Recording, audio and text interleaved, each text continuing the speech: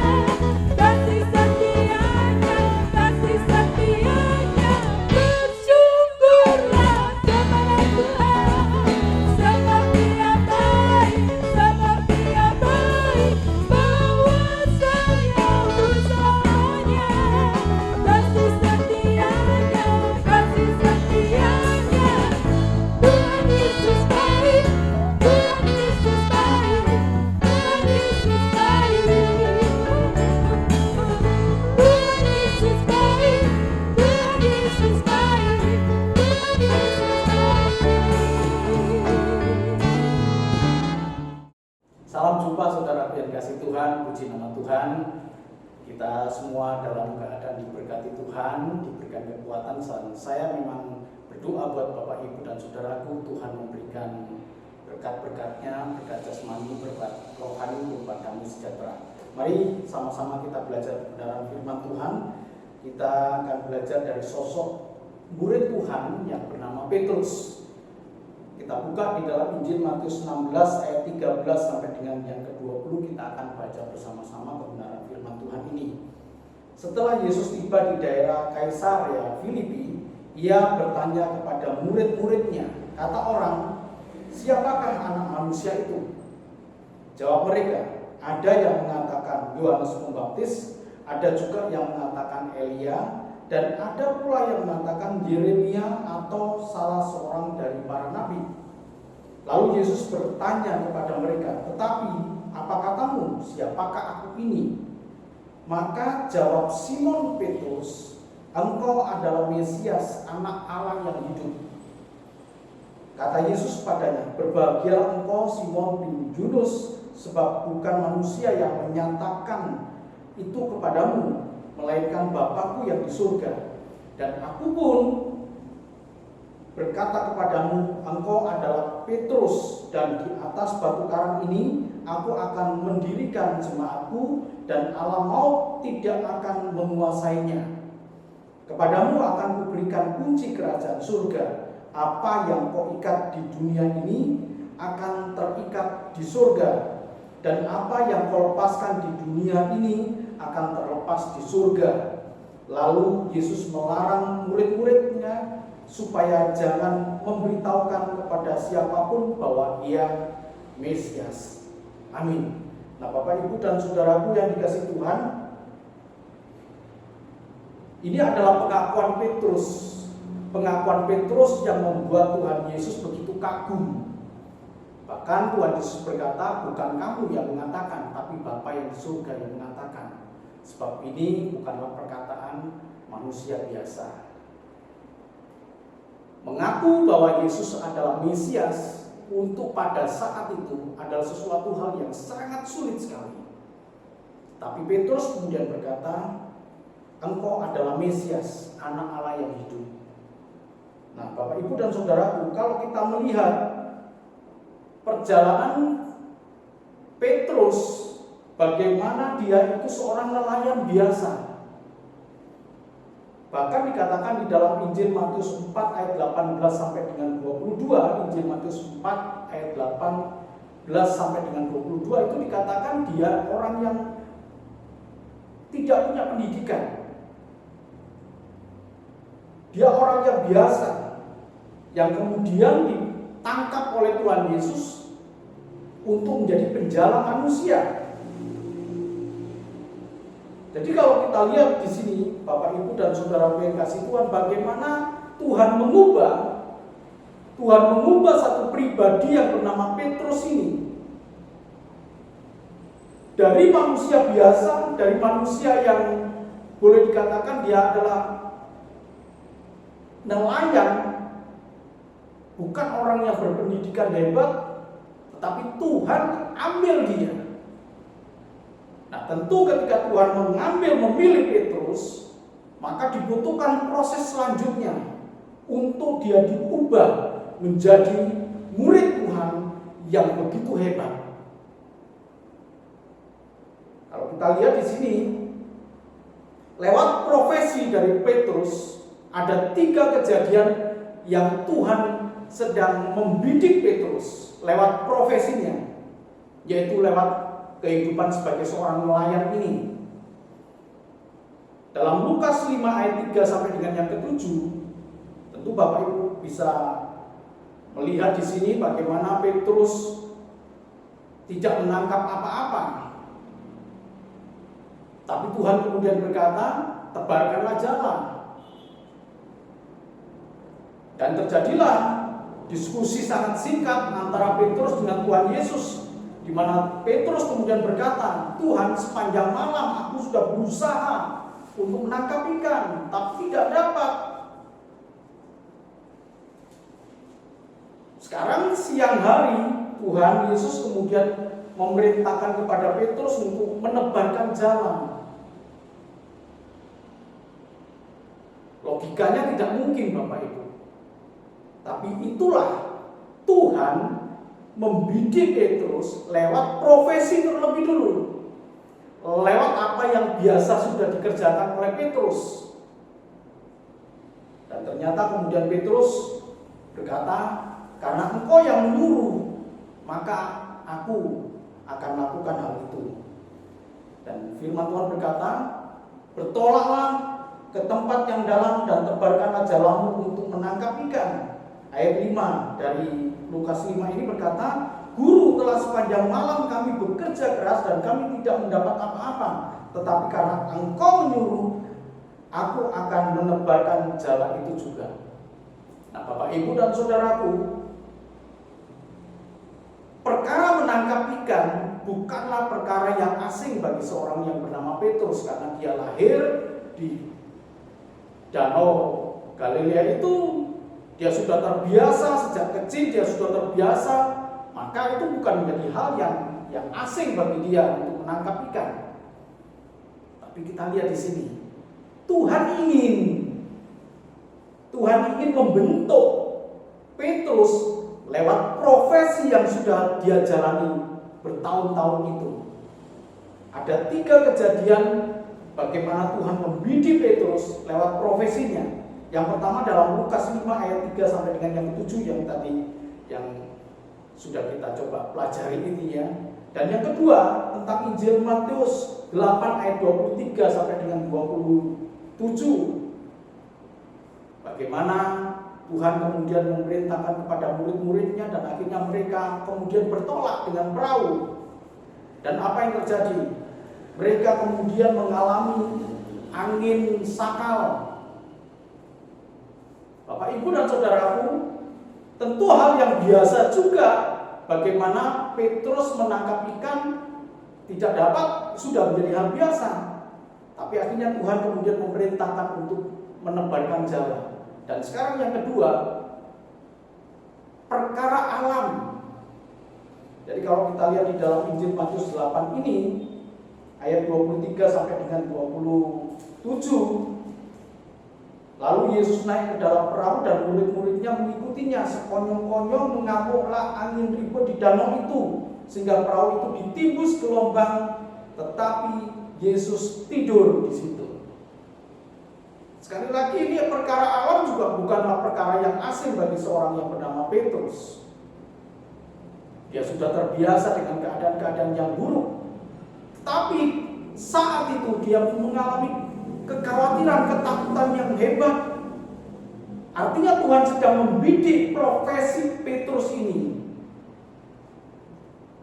supaya Petrus tidak mengandalkan kepada pengalaman-pengalaman hidupnya sekalipun dia seorang yang ahli di bidang itu. Supaya Petrus mengenal siapa diri pribadi ini. Jadi kalau tadi dikatakan di bagian awal tadi di dalam Injil Matius 16 ayat 13 sampai dengan 20, kata orang, siapakah aku ini? Maka kemudian Petrus menjawab, engkau adalah Yohanes Pembaptis, engkau adalah Yeremia, engkau adalah Yesaya, engkau adalah salah satu dari nabi, engkau adalah Elia. Tapi kemudian Tuhan Yesus berkata, tapi menurut engkau siapa? Nah, untuk mengenal pribadi Tuhan Yesus ini, tetapi menurut katamu siapakah aku ini, maka dibutuhkan pengenalan yang begitu melekat supaya kita bisa menjawab, menurut aku siapakah Yesus? Sama seperti Petrus. Kemudian Petrus berkata, engkau adalah Mesias, anak Allah yang hidup. Jawaban ini dibentuk karena bidikan-bidikan Tuhan lewat profesi dia, lewat kehidupan dari Petrus. Jadi ada 3 bidikan Tuhan lewat profesi ini. Yang pertama Lukas 5 ayat 3 sampai dengan yang ke-7, bagaimana Petrus tidak menangkap apa-apa sepanjang malam, sehingga pada pagi hari ketemu dengan Tuhan Yesus dan Tuhan berkata, tebarkanlah jalamu. Tuhan mau Petrus mengenal dia lewat profesinya. Dan yang kedua, ketika Tuhan Yesus mengajak murid-murid untuk ke danau dan kemudian angin sakal terjadi, Tuhan Yesus tidur dan kemudian murid-murid membangunkan dia, Tuhan, kita binasa. Dan kemudian Tuhan menghadap angin danau itu dan akhirnya menjadi teduh sekali. Sekali lagi Bapak Ibu dan Saudaraku, Tuhan membidik Petrus supaya mengenal Tuhan Yesus lewat kehidupan yang sudah terbiasa dia jalani. Siapakah aku ini? Bukan kata orang, tapi menurut engkau siapakah aku ini? Dan Petrus kemudian menjawab, engkau adalah Mesias, Anak Allah yang hidup. Jawaban ini bukanlah keluar secara otomatis, tapi jawaban ini didapat Petrus karena bidikan-bidikan Tuhan lewat kehidupan-kehidupan yang sudah Petrus jalani.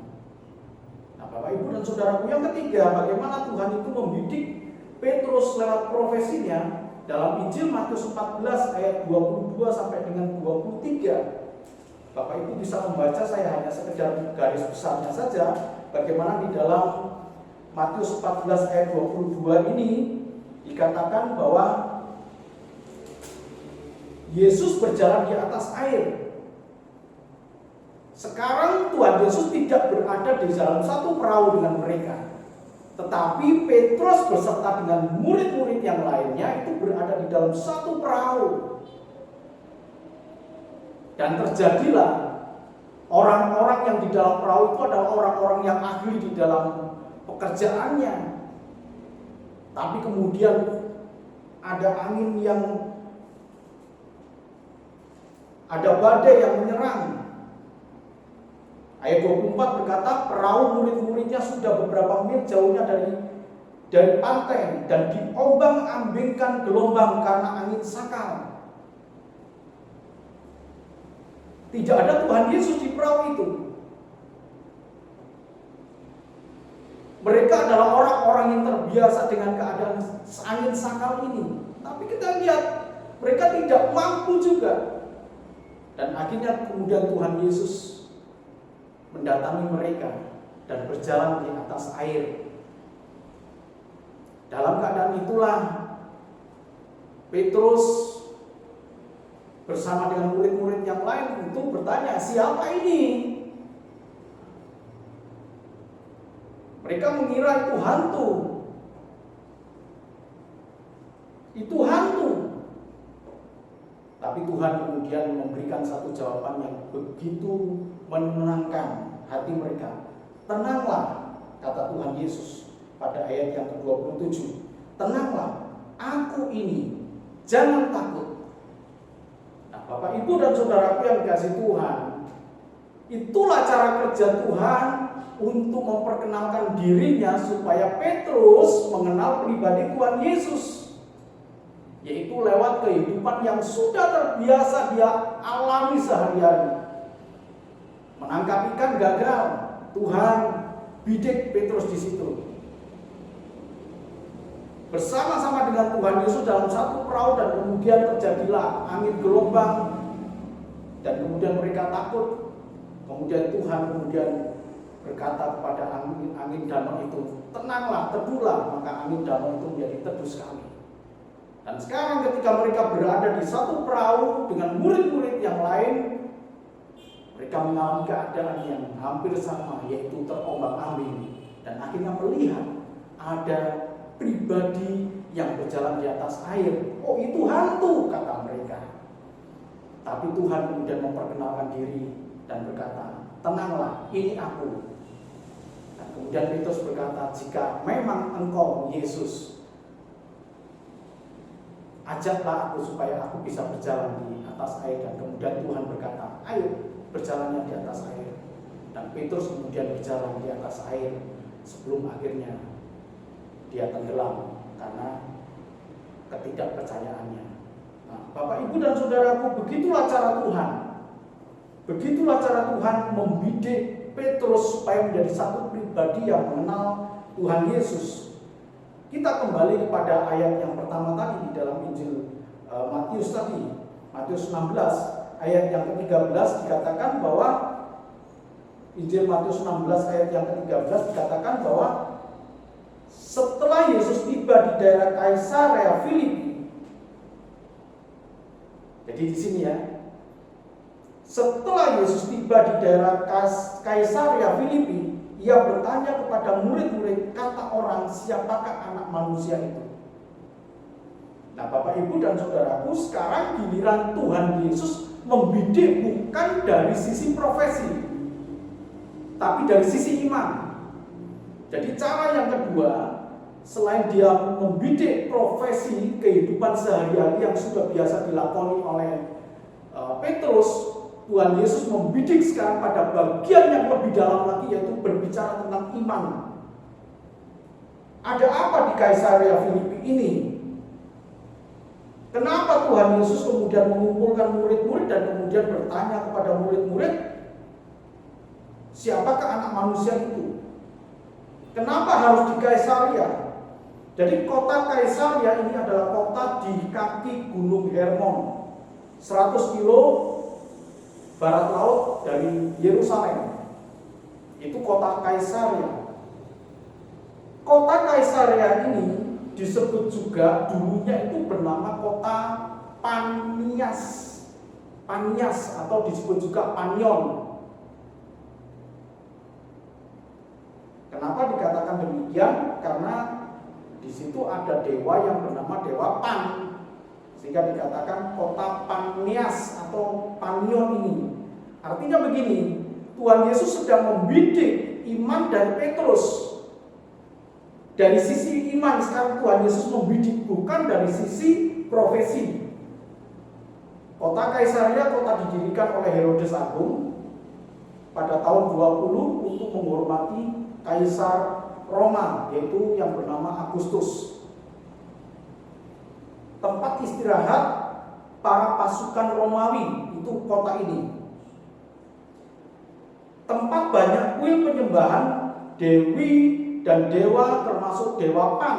Jadi begitu banyak kuil di sana, sehingga kota ini disebut sebagai kota Panion atau Panias, karena di situ ada kuil Dewa Pan, kuil Dewa Pan.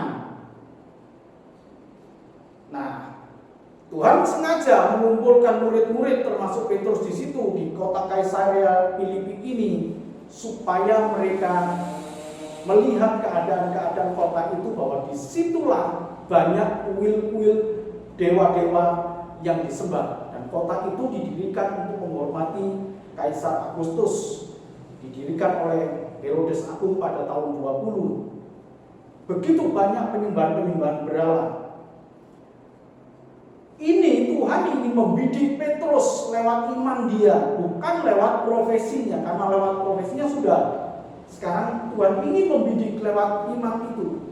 Pertanyaan yang tajam, yang banyak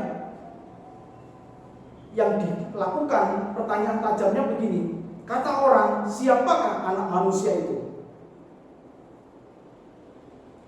Jadi pertanyaan tajam dengan banyak jawaban. Kata orang, siapakah anak manusia itu? Ini adalah pertanyaan Tuhan Yesus yang tajam dengan banyak kemungkinan jawaban. Maka jawaban yang pertama adalah, engkau adalah Yohanes Pembaptis. Petrus memakai nama Yohanes Pembaptis ini karena sosok pribadi Tuhan Yesus itu dianggap sebagai pribadi yang sama dengan Yohanes Pembaptis, yaitu memberitakan kabar pertobatan atau kerajaan surga. Jadi inti berita Tuhan Yesus itu dianggap sama seperti Yohanes Pembaptis, yaitu memberitakan pertobatan dan kerajaan surga. Yang kedua, jawaban Elia. Engkau adalah Elia. Artinya, nabi ini nabi yang sangat terkenal, yang membuat mukjizat dan pribadi yang penuh dengan kuasa. Jadi murid-murid yang diwakili oleh Petrus ini memberikan jawaban, engkau adalah Elia. Kenapa? Karena Tuhan Yesus membuat mukjizat. Membuat mukjizat, bagaimana orang lumpuh bisa berjalan, orang buta bisa melihat, orang bisu bisa berbicara, bahkan orang mati dibangkitkan oleh Tuhan. Kalau bukan orang yang penuh dengan kuasa. Nah, pribadi ini sudah sangat melekat pada diri nabi yang bernama Elia. Sehingga siapakah aku ini menurut kata orang? Engkau adalah Elia. karena dianggap membuat banyak mukjizat. Kemudian jawaban yang ketiga, engkau adalah Yeremia. Kita sudah tahu bahwa Yeremia ini adalah nabi yang penuh dengan belas kasihan, nabi yang meratap, nabi yang suka menangis. Itu adalah Yeremia. Jadi kalau murid-murid melihat pribadi Tuhan Yesus adalah pribadi yang penuh belas kasihan, suka tidak tega, peduli kepada banyak orang, maka cocok sekali bahwa Tuhan Yesus ini jangan-jangan dia adalah inkarnasi dari nabi yang bernama Yeremia ini. Engkau adalah Yeremia, nabi yang sudah mati dan hidup kembali kepada dalam diri Tuhan Yesus. Atau salah satu dari para nabi. Pada bagian yang terakhir dikatakan salah satu dari para nabi. Artinya begini Bapak Ibu, semua nabi itu diurapi Tuhan. Jadi secara keseluruhan murid-murid melihat bahwa Yesus ini adalah pribadi yang diurapi Allah. Dia adalah Yohanes Pembaptis karena memberitakan pertobatan. Dia adalah Elia karena melakukan banyak mukjizat. Dia adalah Yeremia karena tidak tega, penuh dengan kasih, tidak tega karena Yeremia begitu. Atau salah satu dari nabi, yaitu orang yang diurapi Tuhan. Nah, itu adalah pertanyaan-pertanyaan tajam dengan banyak jawaban. Tetapi Tuhan kemudian membidik iman dari Petrus ini dengan satu pertanyaan, dengan satu jawaban, dan bukan banyak kemungkinan jawaban. Pertanyaan tajam dengan satu jawaban, tetapi apa katamu siapakah aku ini? Apa katamu siapakah aku ini? Maka jawabannya adalah engkau adalah Mesias, anak Allah yang hidup. Bukan Elia, bukan Yeremia, bukan begitu banyak jawaban, kemungkinan banyak jawaban. Tapi engkau adalah Mesias, anak Allah yang hidup. Nah, Bapak Ibu dan saudaraku yang dikasihi Tuhan, Petrus dari orang yang biasa, nelayan, yang tidak terpelajar, sekarang punya pengenalan yang begitu dalam tentang Tuhan Yesus Kristus. Kenapa? Karena Tuhan membidik Petrus lewat profesinya. Tuhan membidik Petrus lewat imannya. Sengaja Tuhan mengumpulkan mereka di Kaisarea Filipi supaya mereka boleh melihat ini kota adalah kota yang penuh dengan penyembahan berhala. Dan sekarang Tuhan ingin bertanya kepada murid-murid yang diwakili oleh Petrus dengan jawaban, tetapi apa katamu siapakah aku ini? Dan kemudian mereka menjawab, engkau adalah Mesias, anak Allah yang hidup. Nah, Bapak Ibu dan saudaraku yang dikasihi Tuhan, berbeda dengan yang ada di dalam lingkungan Kaisarea tempat mereka berkumpul. Berbeda. Mesias adalah Kristus, menuju orang yang diurapi Allah. Mereka tahu tempat yang sekarang mereka tinggal di Kaisarea adalah kota tempat menghormati Kaisar Agustus yang dianggap sebagai dewa, sebagai Allah. Tapi Kaisar Agustus bukanlah orang yang diurapi Tuhan. Itu maksudnya. Berbeda dengan Kristus. Kemudian Mesias, anak Allah, itu adalah menunjukkan kedudukan Yesus sebagai anak dari Allah yang berbicara tentang keilahian Allah yang ada dalam diri Kristus. Tetapi sekarang anak Allah ini harus mengosongkan dirinya. Sekalipun anak Allah ini mengosongkan dirinya, Petrus masih melihat kemuliaan ada di dalam anak Allah yang mengosongkan diri ini. Dan itu sangat berbeda dengan dewa-dewa yang ada di Kaisaria. Tuhan sedang membidik Petrus bukan dari profesi saja, tetapi dari sisi iman, supaya Petrus melihat sangat berbeda antara Tuhan Yesus yang ada di depan mata mereka dengan dewa-dewa yang ada di kota Kaisaria itu. Nah, Bapak, Ibu, dan saudaraku yang dikasihi Tuhan, sehingga di bagian terakhir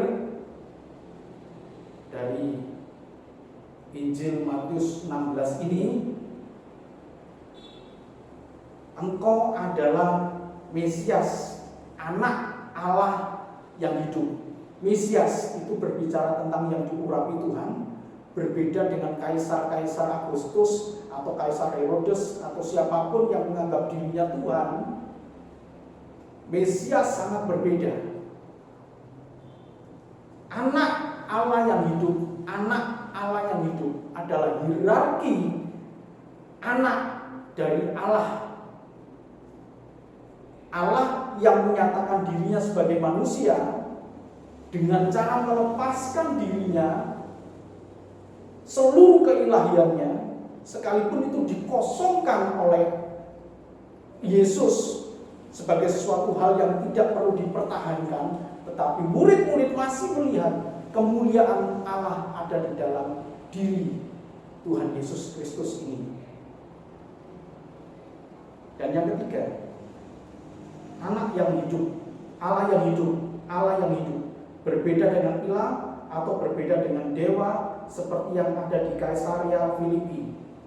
Mereka terbuat dari batu, mereka terbuat dari kayu, mereka terbuat dari tangan manusia.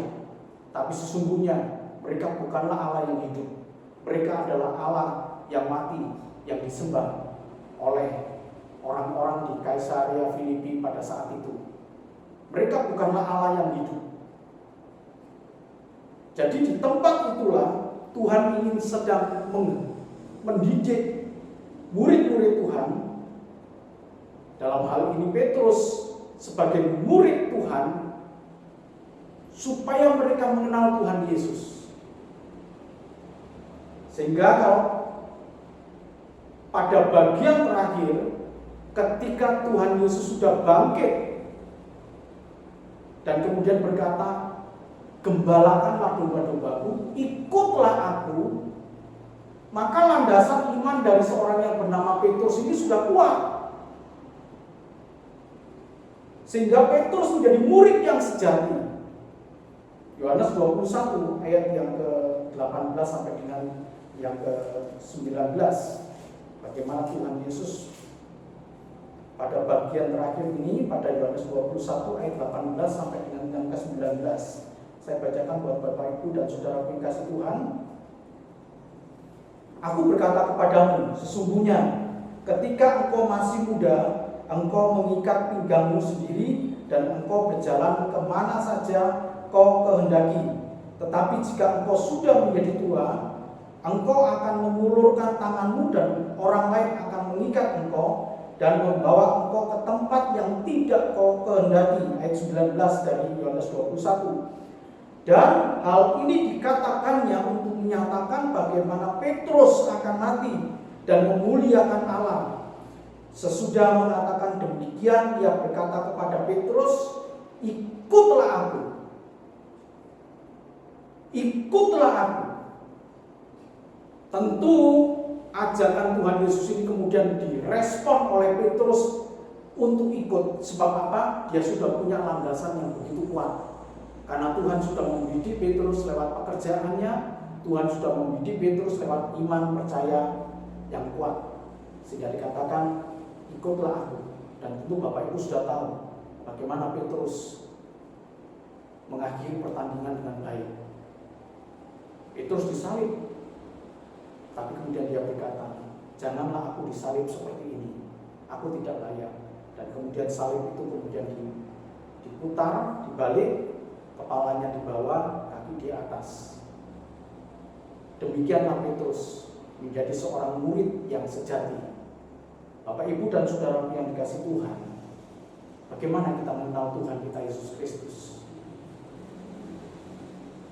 Tuhan membidik kita lewat kehidupan kita sehari-hari. Tuhan membidik kita lewat iman percaya kita, sampai akhirnya kita kuat. Sama seperti Petrus, kuat di dalam Tuhan. Demikian juga dengan kita. Kita kuat karena Tuhan yang memperkenalkan dirinya kepada kita, dan kita mau mengenal Dia lebih dalam lagi. Sampai akhirnya kita begitu kuat di dalam Tuhan, sama seperti Petrus. Tuhan Yesus memberkati. Amin.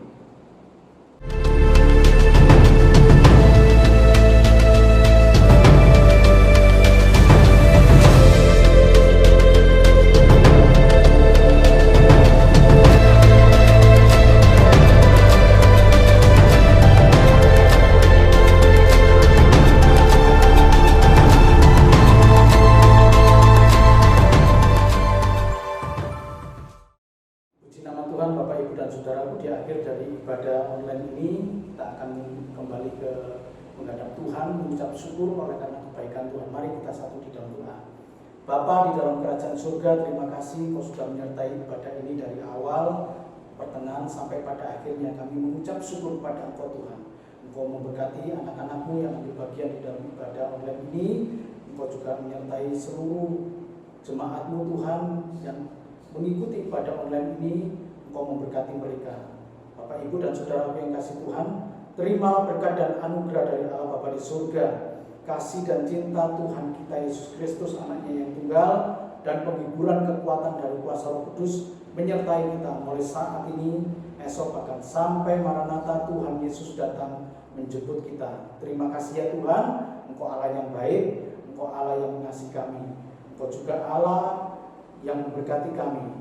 Engkau Allah yang menyinari kami dengan wajah-Mu Tuhan dan memberikan kepada kami kasih karunia.